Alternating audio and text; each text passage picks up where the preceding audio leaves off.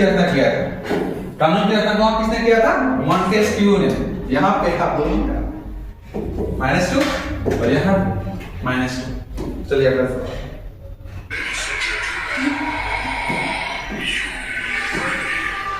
दक्षिणी ध्रुव की खोज कब हुआ था?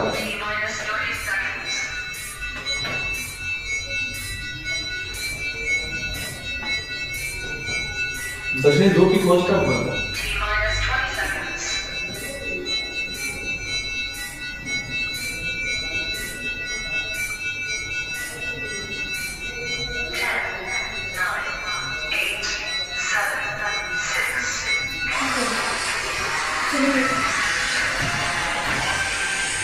नहीं, वो तो आ रहा है 2।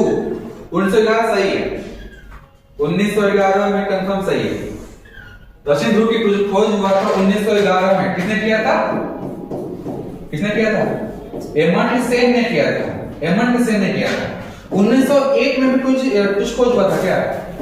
1901 में उत्तरी ध्रुव का खोज हुआ था, नॉर्थ पोल का। किसने किया था? रॉबर्ट पियरे ने किया था। 1498 में किसी का खोज हुआ था क्या? भारत का खोज हुआ था। किसने किया था? Vasco D gamma. 1492 में भी कुछ हुआ था क्या? 1492 में क्या हुआ था? अमेरिका की खोज किया गया था। किनके द्वारा? कोलंबस के द्वारा। उसके बाद 1770 में किसने खोज किया? कुछ 1770 में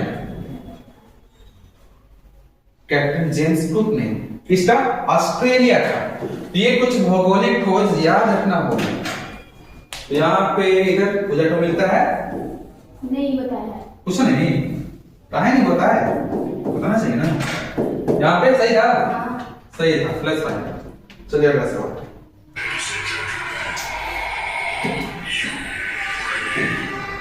एक राष्ट्र एक नेता किसने कहा था? किसका ये स्टेटमेंट है? एक राष्ट्र एक नेता, किसका स्टेटमेंट है ये?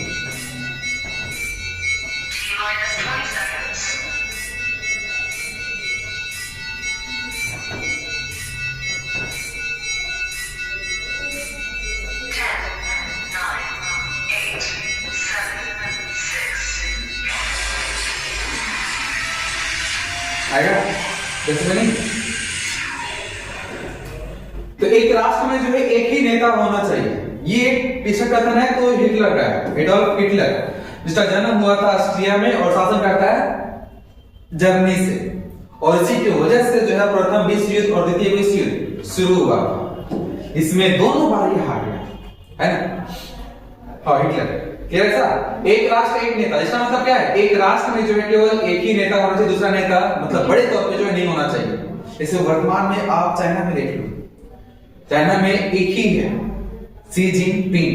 और बोलता है कि हमारे दूसरा कोई चुनाव हो ही नहीं सकता। चुनाव वहां पे होता है ना, तो दूसरा पार्टी वहां पे नहीं बनता है, बल्कि उसका चुनाव होता है। और वहां पे मोबाइल से बस ये वोटिंग करना होता है कि क्या हम प्रधानमंत्री अगले 10 साल के लिए रहने लायक है या फिर नहीं। तो सब वहां पे यस करता है ऐसा। तो आप भी घोषणा हो जाता है कि हाँ, हमें जनता, हमारे काम से खुश होकर जनता ने जो है हमें ही अगले 10 साल के लिए फिर से चुना है। और यही जो है ये पुतिन वाला है, रूस में, रशिया में भी दूसरा टाइप का नहीं बना, वही है तो है, दूसरा में जन्मता है। ठीक है? यहाँ पे एक राष्ट्र एक नेता किसने कहा था? हिटलर ने कहा था। यहाँ पे कुछ मिला था? इसी ने कुछ नहीं। चलिए अगला सवाल। इटली में फासीवाद का जन्मदाता कौन था? सोचिए, इटली में फासीवाद का जन्मदाता कौन था?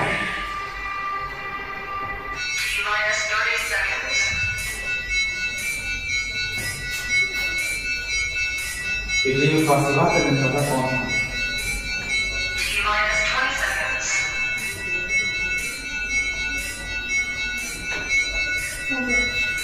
ओके, 10, 9, 8, 7, 6.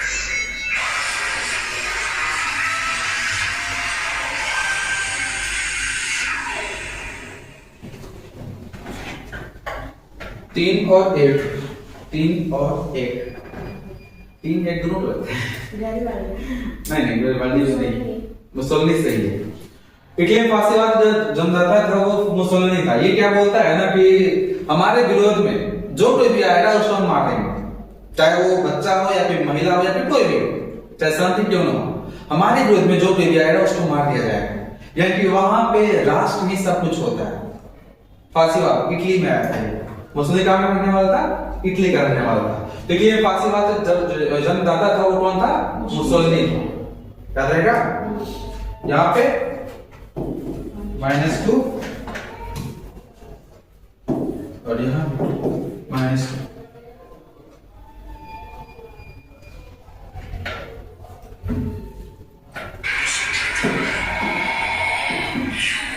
जैन साहित्य को क्या कहा जाता है?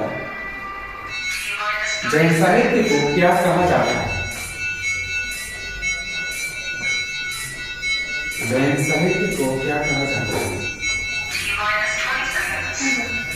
ओके, 1 इधर में 3, 1 और 3। तो जैन साहित्य को रियल में कहा जाता है आगम। जैन साहित्य को क्या कहा जाता है? आगम कहा जाता है। इसमें टाइमर भी है।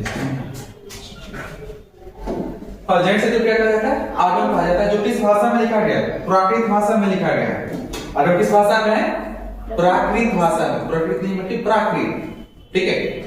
ओके, तो जैन साहित्य को कहा जाता है आगम। ये किस भाषा में लिखा गया है? तो प्राकृत भाषा में।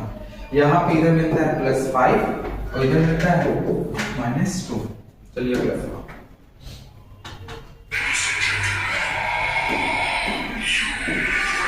पुराणों की कुल संख्या कितनी है?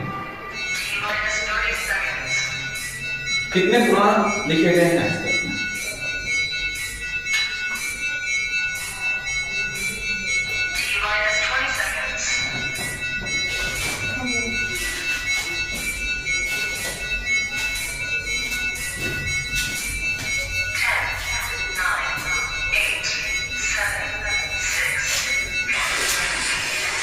आएगा?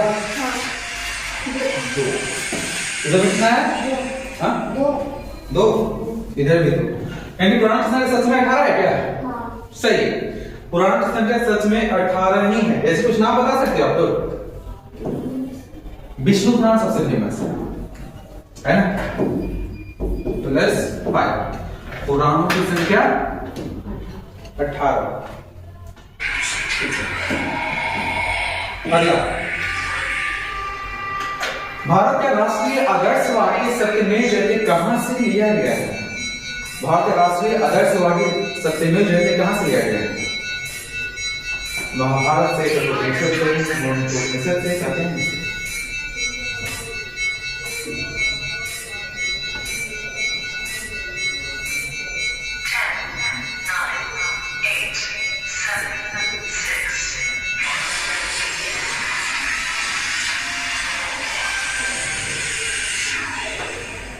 आएगा? नहीं है। दूसरे 2 कठोपनिषद,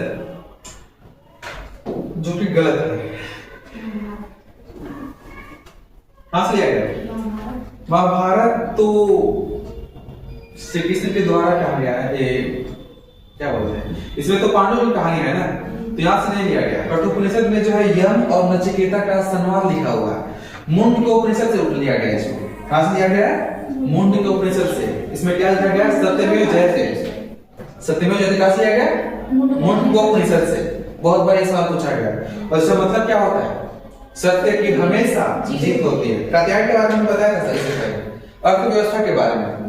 क्योंकि कोई भी घर तभी चलेगा जब उसके पास पैसे या फिर किसी भी फॉर्मेट में धन होगा, और उसी को अर्थ नाम दिया गया है। यहाँ पे क्या हो जाएगा? कठोपनिषद, सॉरी मुंडकोपनिषद। यहाँ पे -2 इधर में सही था। 0 ऐसा नहीं दिए थे।